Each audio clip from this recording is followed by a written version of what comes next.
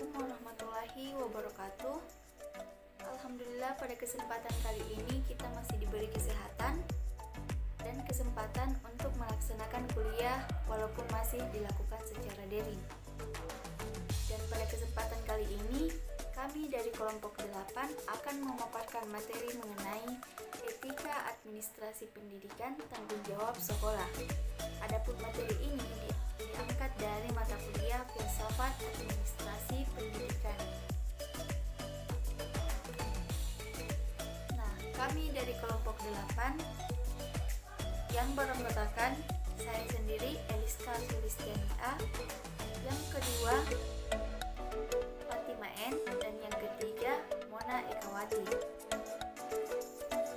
Nah, adapun topik pembahasan kita kali ini yakni mengenai membina generasi emas dan sekolah sebagai inovator sosial. Nah, yang pertama yang akan kita bahas yakni membina generasi emas. Nah, secara akumulatif dari seluruh bahasan terdahulu dijelaskan bahwa substansi pendidikan adalah pembinaan manusia cerdas yang berwawasan mandiri, kreatif, dan berperilaku produktif berkeadilan. Nah, terhadap makna itu, lembaga pendidikan sekolah diberi tugas untuk melaksanakannya dengan diberikan otonomi dalam bingkai sistem pendidikan nasional, sentralisme desentralistik. Nah, atas otonominya itu berarti lembaga pendidikan sekolah mendapat keleluasaan untuk mengelola pembelajaran berbasis multikultur. Keleluasaan itu mengelola pembelajaran berbasis multikultur setiap sekolah yang tersebar secara nasional di setiap daerah leluasa dalam mengelola pembelajaran berbasis nilai-nilai kebudayaan yang mengakar pada pluralitas potensi daerah sekitar lingkungan sekolah masing-masing. Jika otonomi pendidikan dikelola secara optimal, maka kedepannya bisa tercipta sumber daya manusia yang kompeten dalam mengembangkan segala kearifan lokal dan sumber daya alam dalam kerangka kepentingan nasional. Nah, oleh karena itu, lembaga pendidikan sekolah berhasil mencipta generasi cerdas yang mampu menjadikan kehidupan bangsa Indonesia berperan sebagai subjek dan dinamika kehidupan global. Nah, selanjutnya, wajar jika lembaga pendidikan sekolah itu berperan sebagai inovator sosial. Atas dasar perannya itu, sekolah membina kompetensi individu.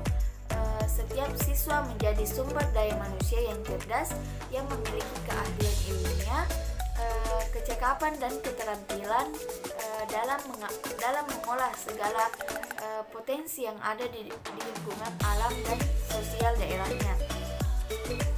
Dengan kata lain, sekolah mendukung kewajiban sosial untuk menciptakan suatu generasi cerdas di masa depan.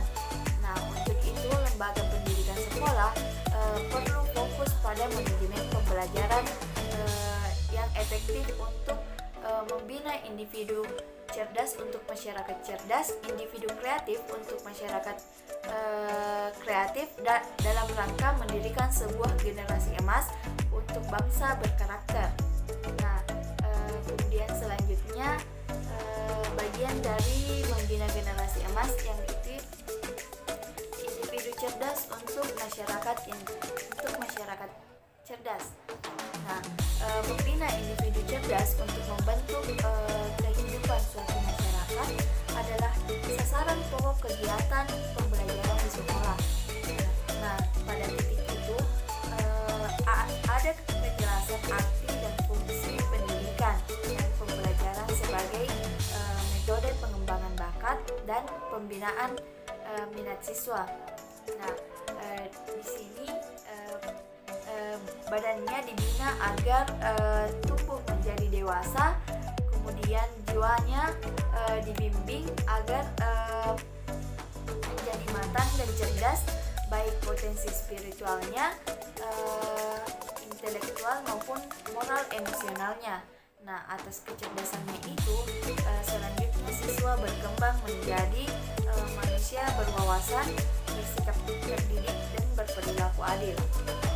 Kemudian selanjutnya,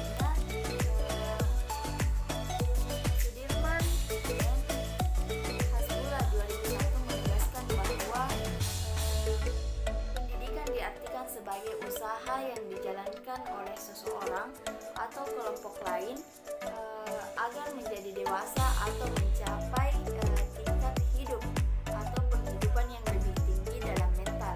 Nah, jadi pendidikan adalah masalah manajemen proses pembinaan mental yang mengubah siswa menjadi orang-orang terdidik di kemudian hari. Kemudian selanjutnya, suatu masyarakat bangsa berkehidupan cerdas ditandai dengan pertumbuhan kesadaran nasional atau satu perasaan, satu ikatan darah, dan satu ikatan nasib. Nah, atas kesadaran itu mereka mengikatkan diri di dalam suatu ideologi untuk mencapai tujuan nasional. Kemudian terkait pemikiran tentang masyarakat cerdas tersebut, lembaga pendidikan sekolah mendukung peran sentral dalam menjaga dan membina pertumbuhan kesadaran nasional. Untuk itu, manajemen kurikulum dan metode pembelajaran berbasis kearifan lokal perlu dijadikan orientasi dasar berbasis kearifan lokal. Pembelajaran ditata dan dikelola secara efektif dalam kerangka pembinaan satu wawasan sikap nasional. Nah, berbeda-beda suku, agama, bahasa dan ekosistem, tetapi tetap satu bangsa. Senasib dan seperjuangan menuju satu tujuan kehidupan sosial yang bebas, merdeka, adil, dan makmur. Nah, jika pendidikan sekolah secara intensif menjalankan tugasnya itu, maka dipastikan kesatuan dan keutuhan nasional sebagai satu bangsa bisa terjaga keberadaannya. Oleh karena itu, lembaga pendidikan sekolah dinilai penting dan perlu meningkatkan intensitas pembinaan budaya pembelajaran sejarah kehidupan nasional di berbagai bidang sosial, baik dalam bidang kebudayaan, keagamaan, hukum, politik, ekonomi, dan ekosistem. Nah, penanam budaya pembelajaran itu perlu dimasyarakatkan agar terbentuk suatu sosialitas pembelajaran sehingga menumbuhkan komunitas sosial saling belajar, mendidik, dan saling bekerja sama.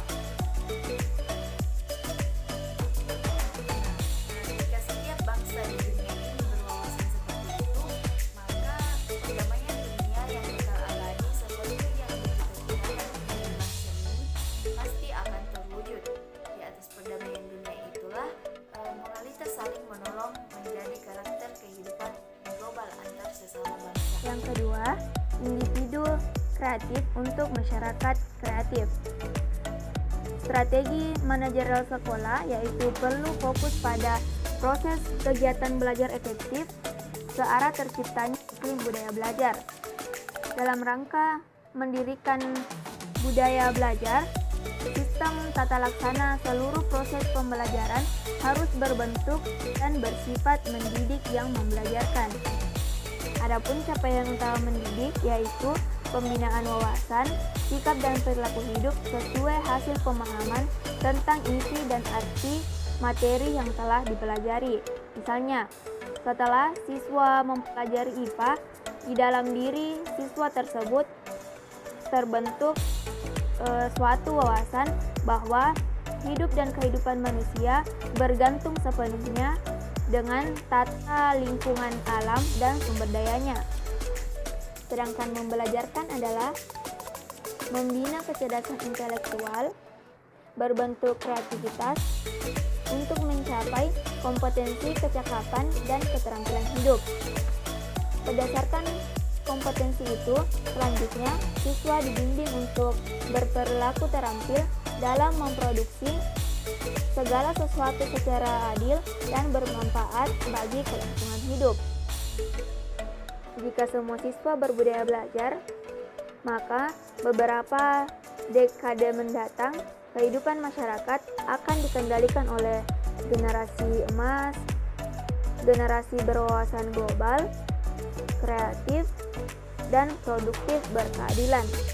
Dalam situasi sosial seperti itu, pasti bisa mendorong pertumbuhan masyarakat etis, yaitu masyarakat otonom yang kreatif dan produktif berkeadilan. Pada taraf nasional, terbentuk masyarakat berkarakter otonom, penuh percaya diri dalam berkreativitas dan berproduktivitas. Adapun kemampuan dalam berproduktivitas yang dimaksud yaitu bisa memenuhi segala kebutuhan hidup sehingga kesejahteraan kehidupan nasional dapat terwujud. Yang ketiga, generasi emas. Pembelajaran adalah bentuk eksistensial pendidikan, dan bagi manusia, pendidikan menentukan kualitas kelangsungan hidup. Sudah terbukti secara faktual bahwa dengan pendidikan dan pembelajaran, manusia selalu mampu menciptakan perubahan yang bermanfaat bagi kelangsungan hidupnya. Jadi, pendidikan dan pembelajaran adalah kunci perubahan. Oleh karena itu, kegiatan belajar dikelola secara kelembagaan di sekolah agar berjalan secara intensif, efektif, dan efisien, menghasilkan nilai-nilai yang bermanfaat bagi kelangsungan hidup. Berbasis budaya belajar, spirit otonomi pendidikan menjadi dasar pengembangan manajemen pendidikan sekolah. Jika setiap sekolah berhasil membina karakter budaya belajar di dalam diri seluruh siswanya, maka suatu generasi pembelajar akan terbentuk di masa depan. Generasi pembelajar dimaksud adalah generasi emas yang di dalam dirinya tumbuh benih-benih kecerdasan spiritual, intelektual, dan moral. Pembinaan benih kecerdasan spiritual berkembang membentuk wawasan hidup yang secara ontologis mencakup dimensi asal mula dan tujuan seluruh eksistensi hidup dan kehidupan. Sekolah sebagai inovator sosial. Nah, sekolah sebagai inovator sosial sebagai sebuah pohon, biji pendidikan tumbuh membenih dalam keluarga, berkembang menjadi pohon subur di sekolah, berbunga dan berbuah lebat yang kemudian bermanfaat bagi kelangsungan perkembangan hidup. Adapun yang dimaksud buah pohon pendidik itu adalah STM berkarakter yang di dalam dirinya senantiasa tumbuh berkembang potensi kecerdasan spiritual, intelektual, dan moral secara berimbang. Nah, selanjutnya yaitu sekolah sebagai inovator sosial. Sekolah sebagai inovator sosial di dalam pembukaan UUD 45 ditegaskan sekali lagi bahwa kecerdasan kehidupan bangsa adalah tujuan nasional negara Kesatuan Republik Indonesia dalam bidang pendidikan. Mengapa tujuan pendidikan nasional ditegaskan secara konstitusional? Hal itu mencerminkan karakter para pendiri negara atas kecerdasan spiritualnya. Nah, selanjutnya yaitu